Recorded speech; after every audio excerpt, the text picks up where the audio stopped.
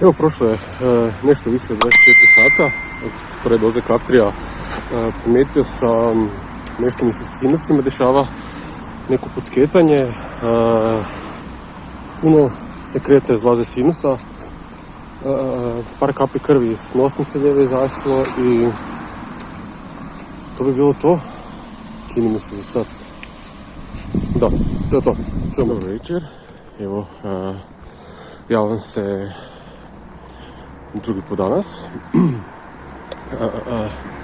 Za razliku od jučerašnjeg dana i jutra, nemam baš neke konkretne informacije. Osim toga da sinusi su mi proradili, osjećam da malo oštri miris i njuh imam i također osjećam da mi se sinusa cijedi u grlu, ako to mogu tako nazvati. Jučer je bilo nešto, 2 kapi krvi sa lijeve nosnice, ali ništa ono strašno nije se ponovilo, nije niti teklo praktički. Međutim, osjetilo se neko pucketanje i danas je od popodneva do sad izlazi van demoni, doslovno razni oblici sekreta, kuglice više manje, nije ništa onak tekuće, nego je baš kruto i to me iznadilo. Čak osjećam da me malo nosnice peču od silnoga sekreta, ako se mogu tako izraziti.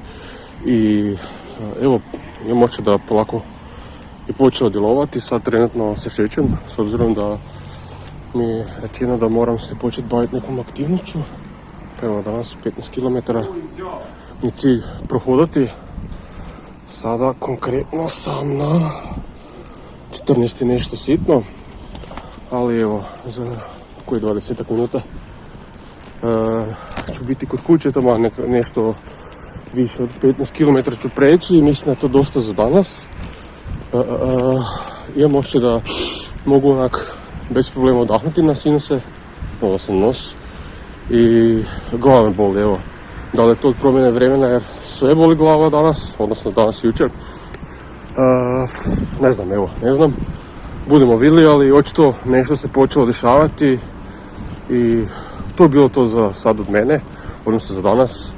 Ne kašljem, po tom pitanju ništa mi se nije promijenilo, jedno sinuse. Ali eto, sutra se čujemo pa ću vas obavijestiti da li se što novo dešava.